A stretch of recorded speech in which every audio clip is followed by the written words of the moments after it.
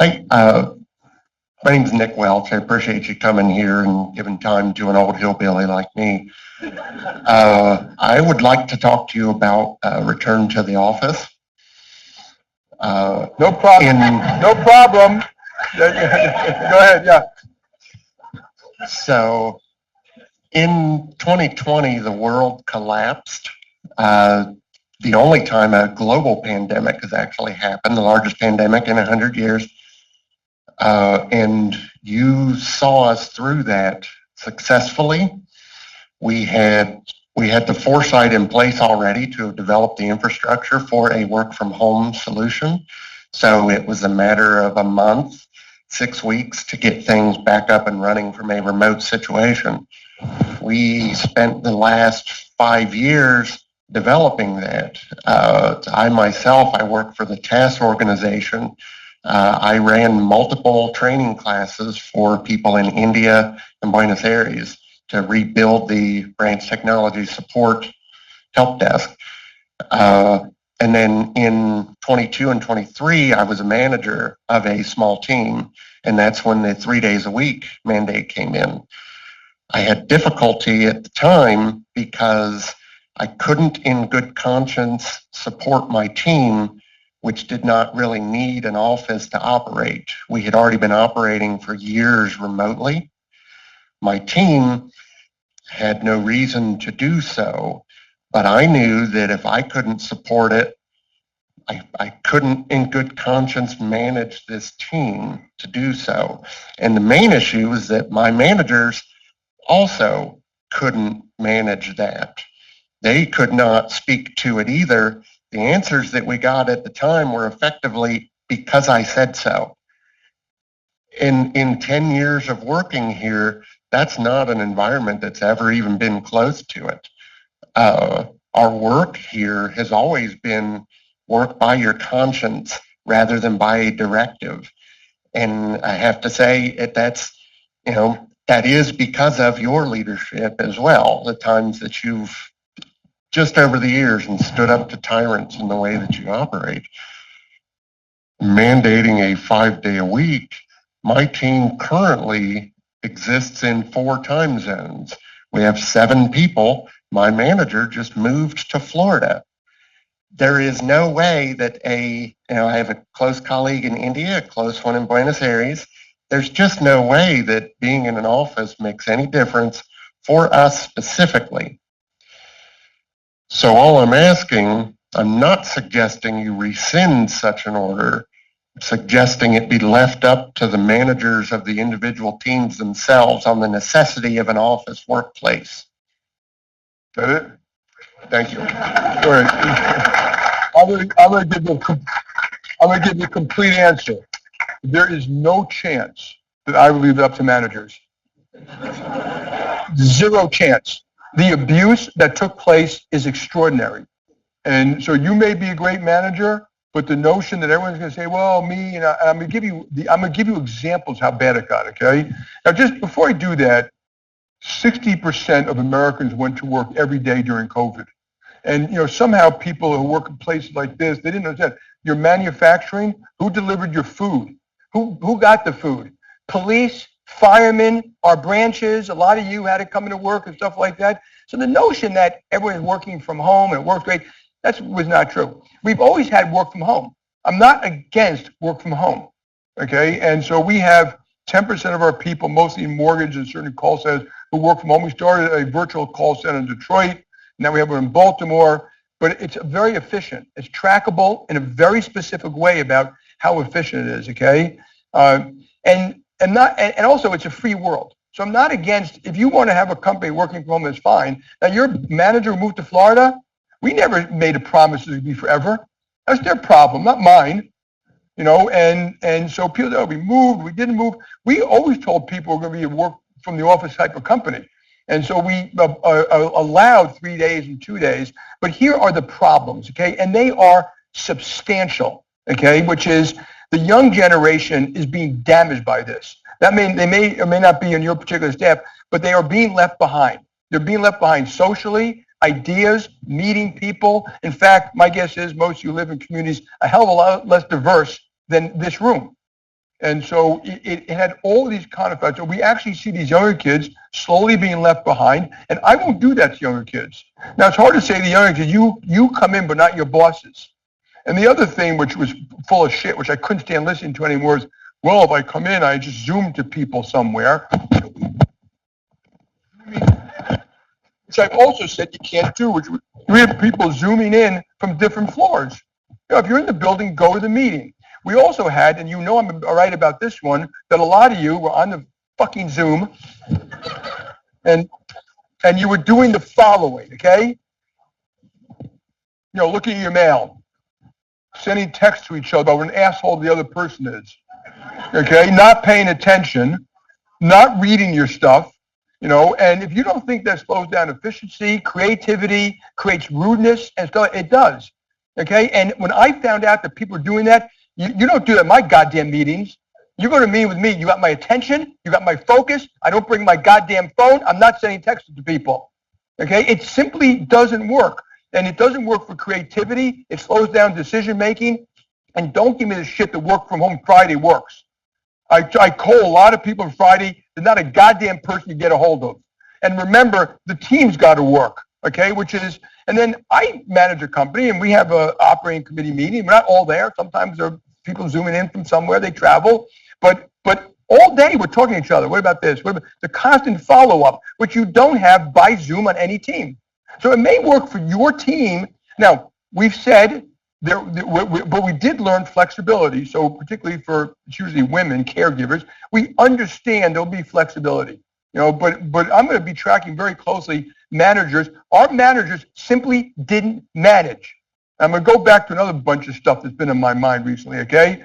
And so we have that they didn't manage. They were making exceptions, and people were making exceptions for exceptions. And, meanwhile, our headcount has gone up 50,000 people in 4 or 5 years. And people tell me, well, we don't need all those people. We were putting people in jobs because the people weren't doing the jobs they were hired to do in the first place. It simply doesn't work. I will not be responsible for a company like that. Okay, so, and I'm sorry. Now, you have a choice. You don't have to work at JP Morgan. So the people of you who don't want to work at the company, that's fine with me. I'm not mad at you. Don't be mad at me. It's a free country. You can walk with your feet, but this company is going to set our own standards and do it our own way. And I've had it with this kind of stuff. And, I come in, I've been working 7 days a goddamn week since COVID. And I come in and where's everybody else? But they're here and there and the Zooms don't show up and people say they didn't get stuff. So that's not how you run a great company. We didn't build this great company by doing that, by doing the same semi-disease shit that everybody else does. So you wait and see what happens over time to companies that are in this business. I mean, I think you'll be in other industries and do it. So the other thing, now this is nothing to do with work from home. So I apologize. Oh. There will be some exceptions made, but I will see them personally. Okay? I'm not going to put up with any of this stuff that somehow, and one of the things you probably don't think about, there are no special deals with this company. Most of these big financial companies, everyone had winks and nods and friends of friends and special deals. There's none of that. And that's what this became. Okay? And I think that pollutes a company over time. The other thing, which I've noticed more and more of is the creeping, and you guys know I hate bureaucracy. Remember bureaucracy busters, and it just doesn't stop. And it's us, but I blame myself too. How many of you take training classes that you think are a waste of time? Compliance classes you think are a waste of time?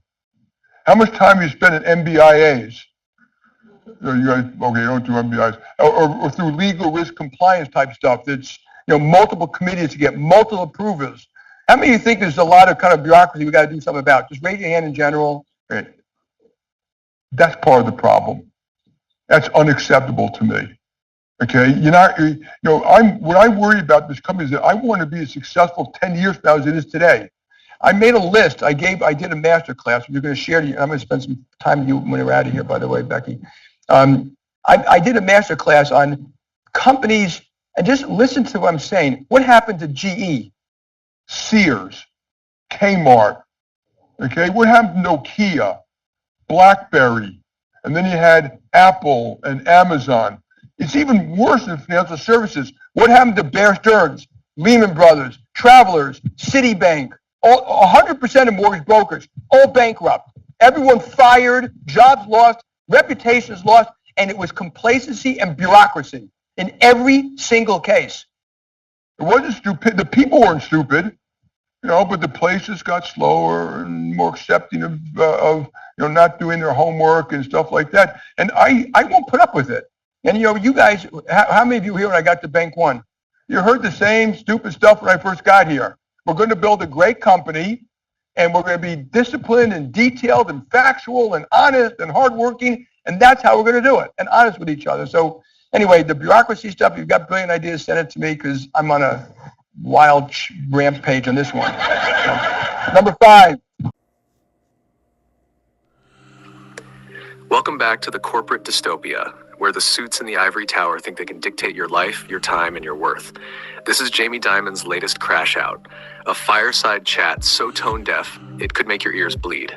He's got all the answers, folks. Why? Because he said so.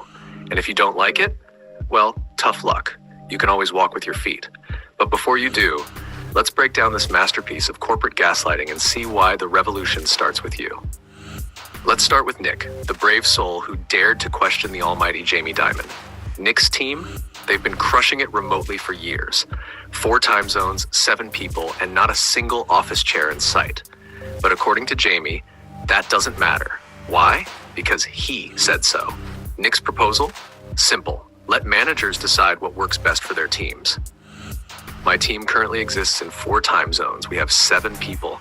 My manager just moved to Florida. I have a close colleague in India, a close one in Buenos Aires. There's just no way that being in an office makes any difference for us specifically. So all I'm asking, I'm not suggesting you rescind such an order. I am suggesting it be left up to the managers of the individual teams themselves on the necessity of an office workplace. But Jamie, he shut that down fast enough to make your head spin. Jamie Dimon, the corporate overlord who just can't stand the thought of employees having a shred of autonomy. Let's break down his latest batch of dystopian nonsense. 0 chance, huh? Not even a little trust in your own damn managers? That's a bold strategy, Jamie. Instead of letting the people who actually work with employees every day make decisions, you're hoarding control like some wannabe emperor. Gotta make sure everyone stays in line, right? Can't have the serfs thinking for themselves. Yes, the mysterious, unproven, extraordinary abuse of remote work. What was it, Jamie? People actually having a work-life balance? Employees not trapped under fluorescent lights all day? Or is it just the fact that for once, workers had some control over their own time and that scared the hell out of you? You don't need proof when you're making a power grab. Just throw out some vague accusations and watch the fear-mongering do its job. This one's my favorite. The old first responders worked during COVID, so why shouldn't you? Argument. You see what he did there? Comparing office workers to essential workers like cops and firefighters, people whose jobs literally require them to be on site, to justify corporate micromanagement. It's dishonest, manipulative, and completely ignores the fact that remote work has already proven successful. Except it was true. Productivity didn't just hold steady, it went up. Employees met deadlines, profits soared, and somehow the world didn't collapse. But Jamie here, he's allergic to facts that don't fit his narrative. Why admit remote work was successful when you can just deny reality instead? Classic corporate gaslighting. Oh, now he's looking out for the kids? Give me a break. Younger workers aren't being left behind. They're being screwed over by corporate greed, stagnant wages, and a job market that treats them like disposable cogs. But sure, Jamie, tell us how forcing them back into soul-crushing commutes is really just for their own good. There it is. The quiet part out loud.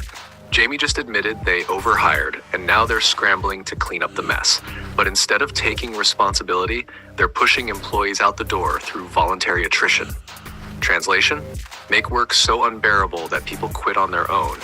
No severance, no buyouts, just corporate cruelty disguised as business strategy. Oh, We can leave. That's the master plan. If you don't like being treated like disposable cogs in the machine, just quit. Classic gaslighting. Because for most employees, leaving isn't just about switching jobs, it's about financial survival. Jamie knows damn well that the job market is uncertain, that benefits and stability are hard to come by. But hey, why should he care? He's got his billions. The rest of us, not his problem. So now honesty matters? After 10 minutes of dodging, distorting, and dismissing reality, JP Morgan's own code of ethics emphasizes respect, integrity, and accountability. 3 things Jamie just steamrolled in real time. If he actually believed in those values, he wouldn't need to force employees into submission. He'd lead with trust, transparency, and fairness. But we all know how that story goes, don't we?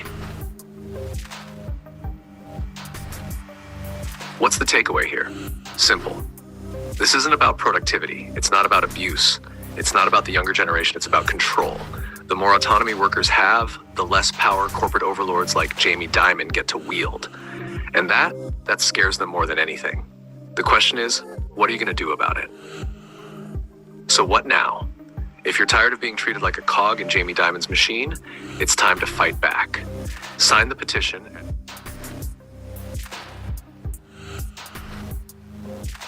join the movement against corporate tyranny. This isn't just about remote work, it's about respect. It's about dignity. It's about showing Jamie Dimon and every other corporate overlord that we're not just employees, we're people. And we're done playing by their rules. So what's it going to be? Are you going to sit back and let them win? Or are you going to rally your team and fight for the future you deserve? The choice is yours. But remember, the revolution starts with you.